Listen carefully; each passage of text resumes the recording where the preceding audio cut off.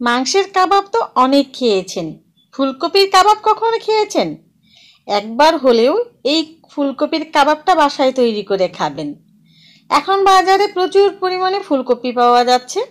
দ্রুত ফুলকপি নিয়ে এসে কাবাবটি তৈরি করে খান। রেসিপিটি যদি ভালো লাগে একটু কষ্ট করে ফ্যামিলি ফ্রেন্ডসদের সাথে শেয়ার করে দিবেন। কাবাব তৈরি করার জন্য আমি হাফ কাপ ছোলার ডাল ব্যবহার করব। ডালটা এবার আমি ভিজিয়ে রাখবো। আপনাদের হাতে যদি সময় থাকে 5-6 ঘন্টা ভিজিয়ে রাখবেন। আমি 2 ঘন্টার জন্য ভিজিয়ে রাখবো। 2 ঘন্টা পর আমি ফিরে আসলাম, ডালগুলো ভিজে গেছে। এবার আমি এখানে মশলা অ্যাড করব। 1 চা চামচ দিয়ে দিলাম রসুন বাটা, 1 চা চামচ দিয়ে দিলাম আদা বাটা। এবার দিব এখানে আমি হাফ চা চামচ ধনিয়া গুঁড়া, হাফ চা চামচ মরিচের গুঁড়া, হাফ চা চামচ জিরার গুঁড়া, হাফ চা চামচ হলুদের গুঁড়া আর হাফ চা চামচ দিয়েছি গরম মশলার গুঁড়া। আপনারা এখানে বাজারের কেনা কাবাব মশলাটাও ব্যবহার করতে পারবেন। এবার দিয়ে দেব এখানে আমি 1 চা চামচের মতো লবণ, একটা তেজপাতা দিয়ে দিলাম, একটা দিয়েছি এখানে পেঁয়াজ কুচি, আর দিয়ে দেব এখানে আমি এখন পরিমাণ মতো পানি, সামান্য একটু তেল দিয়ে দিলাম। এবার আমি চুলায় বসিয়ে দিব। এটা চুলায় বসিয়ে দিব, সেদ্ধ হতে থাক। আপনারা চাইলে কিন্তু প্রেসার কুকারেও সেদ্ধ করে নিতে পারেন। এখন আমি ফুলকপিটা রেডি করে নিব। এখানে আমি ফুলকপিগুলো নিয়েছি, আর ফুলকপির উপরের অংশের যে ডাঁটাটা আছে সেটা কিন্তু আমি ফেলে দিয়েছি, শুধু এখানে ফুলটা ব্যবহার করবেন। এবার আমি ফুলকপিগুলো একটু ছোট ছোট করে কেটে নিব। এই যে দেখুন ফুলকপিগুলো আমার কাটা হয়ে গেছে। এইদিকে কিন্তু আমার ডালটাও সেদ্ধ হয়ে গেছে। ডালটা সেদ্ধ হতে একটু সময় লেগেছে। ডালটা নাড়াচাড়া করতে করতে আমি প্রেসার কুকারে ডালগুলো গলিয়ে ফেলেছি। এখন একটু পটেটো ম্যাশার দিয়ে আবার একটু যেগুলো গোটা গোটা আছে সেগুলো একটু গলিয়ে নিব। 2-4টা গোটা গোটা ডাল থাকলে কোনো সমস্যা নেই। এবার আমি এই ডালের মধ্যেই ফুলকপিগুলো দিয়ে দিব। ফুলকপিগুলো কিন্তু একেবারে সিদ্ধ করে ডালের মতো ভর্তা করে দেয়া যাবে না, ফুলকপিগুলো আস্তই রাখতে লাগবে। এখন আমি চুলার আঁচটা লো করে দিয়ে শুধু এই ডালের সাথে ফুলকপিগুলো ভালোভাবে মিশিয়ে আমি ঢেকে রেখে দেবো 5 থেকে 7 মিনিটের জন্য। এই 5-7 মিনিটেই ফুলকপিগুলো সামান্য একটু সেদ্ধ হবে, এর বেশি সেদ্ধ করা যাবে না।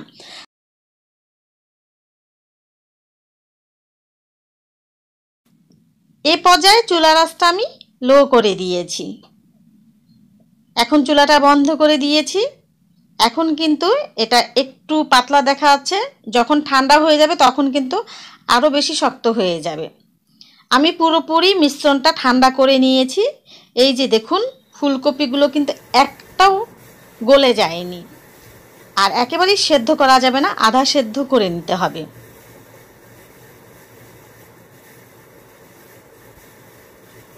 এবার আমি বাকি উপকরণগুলো অ্যাড করব। 2টো পেঁয়াজ কুচি দিয়ে দিলাম, 5 থেকে 6 পিস কাঁচামরিচ কুচি দিয়ে দিলাম, দিয়ে দিব কিছু ধনিয়া পাতা, আর দিয়ে দিব এখানে 1 চা চামচ চিনি।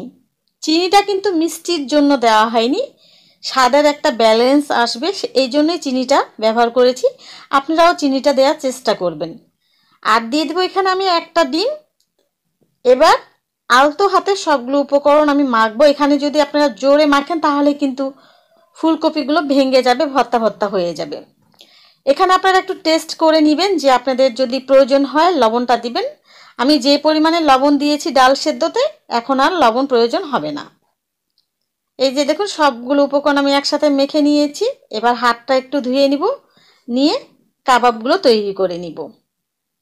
আপনারা যে যেরকম সাইজের কাবাব তৈরি করতে চান সেই অনুপাতে কাবাবগুলো এখন তৈরি করতে পারবেন। আপনারা চাইলে কিন্তু এই কাবাবের মিশ্রণটা এ পর্যায়েও ডিপ ফ্রিজে সংরক্ষণ করতে পারেন। যখন কাবাবগুলো তৈরি করবেন ডিপ ফ্রিজ থেকে বের করে কাবাবগুলো তৈরি করে নেবেন। এই যে দেখুন এইভাবে আমি সবগুলো কাবাব তৈরি করে নেব। একটু চেপে চেপে কিন্তু কাবাবগুলো তৈরি করতে হবে। এখন এখানে আমি নিয়ে নেব ব্রেড ক্রাম্বস। আপনারা বাসায় তৈরি করাও পাউরুটির গুঁড়াটা নিতে পারেন। আমি বাজারে কেনাটা ব্যবহার করছি। এবার আমি ময়দার একটা মিশ্রণ তৈরি করব। আমি 3 টেবিল চামচের মতো ময়দা নিয়ে নিলাম।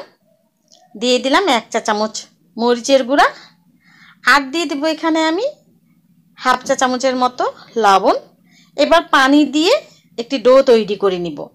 আপনারা যদি কাবাবের উপরের অংশটা অনেক বেশি মুচমুচে করতে চান তাহলে এই পার্টটা অবশ্যই আপনাদেরকে ফলো করতে হবে। এখানে কিন্তু ময়দাটাই ব্যবহার করতে হবে, আটা ব্যবহার করলে হবে না। আপনারা যে কোনো কাবাব অথবা চপ তৈরি করার ক্ষেত্রে যদি এইভাবে ময়দার ডোতে চপ বা কাবাবগুলো তৈরি করেন তাহলে কিন্তু কাবাবের উপরের অংশটা অনেক বেশি মুচমুচে হবে, খেতেও কিন্তু মাশাআল্লাহ অনেক ভালো লাগে। ময়দার ডোতে একটা কাবাব দিয়ে দিলাম, ভালোভাবে কোট করে নিয়ে তুলে সাথে সাথে আবার ব্রেড ক্রাম্বসে আমি দিয়ে দিলাম। এবার হাতের সাহায্যে একটু চেপে চেপে ব্রেড ক্রাম্বসগুলো লাগাতে হবে কাবাবের সাথে। আপনারা দেখি বুঝে নেন আমি কাজটা কিভাবে করছি, একটু চেপে চেপে করবেন। এইভাবে ব্রেড ক্রাম্বস লাগিয়ে কাবাবগুলো আপনারা যে কোনো এয়ারটাইট বক্সে রেখে ডিপ ফ্রিজে সংরক্ষণ করতে পারবেন। ভাজার আগে অবশ্যই ডিপ ফ্রোস্ট করেই তারপরে ভাজবেন। সরাসরি যদি ডিপ ফ্রিজ থেকে বের করে ভাজেন তাহলে কিন্তু কাবাবগুলো ভালো হবে না। সবগুলো কাবাব আমি ব্রেড ক্রাম্বসে লাগিয়ে নিব। এবার কাবাবগুলো আমি ভেজে নিব। চুলায় আমি তেল গরম করতে দিয়েছিলাম। এখন কাবাবগুলো মিডিয়াম আঁচে ভেজে নেব। একটু সময় নিয়ে আস্তে ধীরে ভাজবেন, তাহলে উপরের অংশটা অনেক ভালো ভাজা হবে, মুচমুচে হবে। উল্টে পাল্টে আমি কাবাবগুলো ভেজে নেব। আপনারা আপনাদের পছন্দ মতো যে কোনো সবজি দিয়ে সেম রেসিপি ফলো করে আপনারা কাবাব বা চপ বানাতে পারবেন। আমার সবগুলো কাবাব ভাজা হয়ে গেছে, এখন শুধু গরম গরম পরিবেশন করবেন। আপনারা চাইলে সস দিয়ে খেতে পারেন, তবে আমি বলবো সস দিয়ে না খাওয়াই ভালো হবে, কারণ যখন এটা আপনারা সস দিয়ে খাবেন তখন কি হবে, সসের স্বাদটাই মুখে লাগবে, এই কাবাবের স্বাদটা আর পাবেন না। এই জন্য সস দিয়ে খাবেন না। আমি সস দিয়েও খেয়েছি, সেটা তেমন একটা ভালো লাগেনি। এই যে দেখুন মাশাআল্লাহ ভেতরের অংশটাও কত সুন্দর হয়েছে। আজকে তাহলে এই পর্যন্ত। সবাই ভালো থাকবেন, সুস্থ থাকবেন। আরও একটি নতুন রেসিপি দেখার আমন্ত্রণ জানিয়ে আজকে আমি এখানেই বিদায় নিচ্ছি। আল্লাহ হাফেজ।